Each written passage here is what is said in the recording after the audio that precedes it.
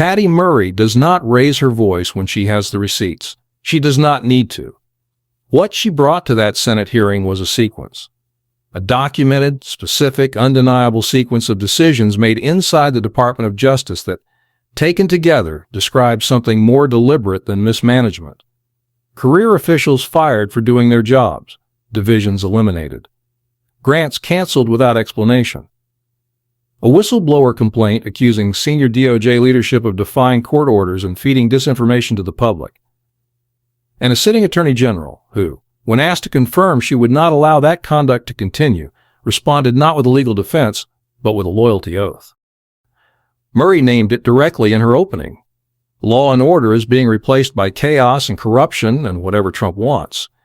She said it plainly without rhetorical softening because the evidence she had assembled did not require softening. It required naming. The first question was about the whistleblower.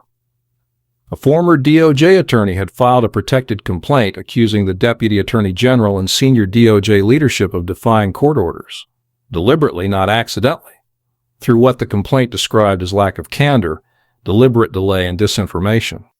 The complaint further alleged that the whistleblower had been fired specifically for telling the truth to the court. Murray acknowledged that Bondi had said she could not discuss the case. But she asked the threshold question anyway. Can you confirm that this administration will follow court orders? Bondi said yes. We will follow court orders. And then in the same breath, she began explaining when they would follow them, when they get to the United States Supreme Court. The district courts, she said, were tying their hands. Murray cut through it. She was not asking about the hierarchy of judicial authority. She was asking about the conduct described in the complaint. Can you confirm you will not allow conduct like what is alleged to continue at the DOJ? Yes or no? Bondi's answer was not yes or no.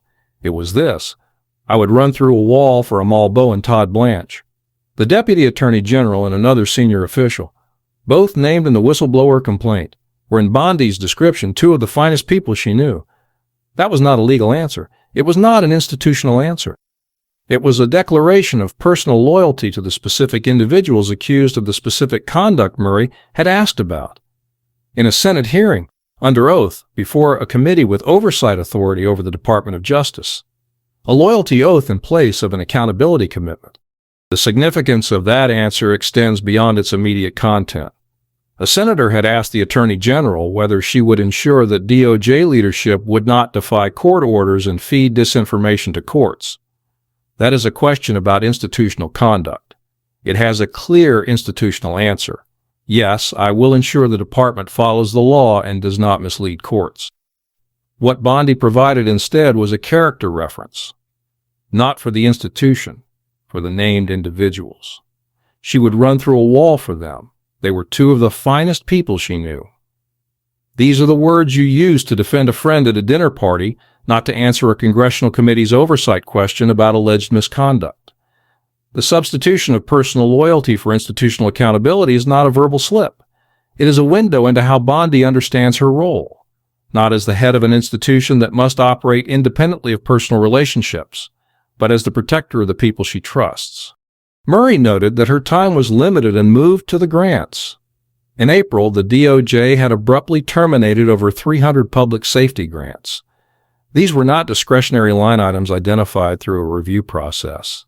They had already gone through a rigorous apolitical application process. They were active. They were funding real work. Investigations into drug trafficking, support for foster children who had experienced abuse or neglect, forensic examination access for sexual assault survivors, prosecution of violent crimes. Over 300 of these programs cut without warning, without explanation, with organizations across the country already having laid off staff and reduced services in response.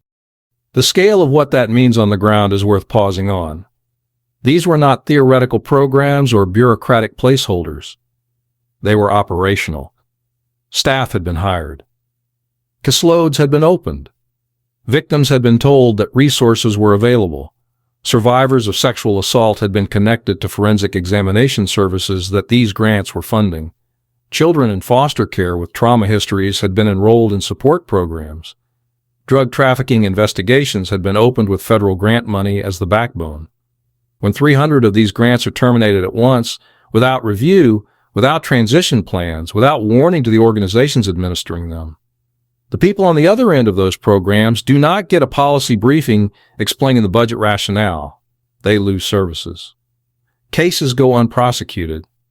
Survivors lose access to evidence collection. Children lose support, and the organizations that had committed staff and resources to these programs find themselves suddenly without funding, having already made hiring and operational decisions based on grants that have now been eliminated by a department whose attorney general, when asked about it, said she had no idea. Murray asked about two specifically: the Community-Based Violence Intervention and Prevention Initiative. Had Bondi been aware it was used to prevent and reduce violent crime when it was cut? Bondi said the department had cut approximately 6% of grants and offered to look at specific cases if Murray came to her directly. Murray pressed to the second, the Expanding Access to Sexual Assault Forensic Examination grant. Had Bondi been aware that this grant helped authorities prosecute rape and sexual assault? Bondi's answer was direct. I have no idea about that specific grant. The Attorney General of the United States, whose department had terminated funding that supported rape and sexual assault prosecutions, did not know the grant existed. She offered again to sit down with Murray and review it. She said she would never intentionally cut a grant that had those recipients on the other end, but the grant had been cut. The recipients were real. The prosecutions that would not happen because of the funding gap were real. And the person nominally responsible for the department that made the decision had no idea it had been made. There are two ways to understand that answer. The first is that Bondi genuinely did not know that 300 grants had been terminated under her watch, including one specifically designed to help prosecutors pursue sexual assault cases, and she had not been briefed on what was being cut before it was cut. If that is true, it describes an attorney general operating without oversight of her own department's decisions. The second is that she knew and chose to say she did not know. If that is true, it describes something else entirely. Either way, the answer she gave, "I have no idea," was the most consequential sentence of the exchange. Because the grant existed, the cut happened, and the person responsible could not account for it. Murray turned to the Office on Violence Against Women.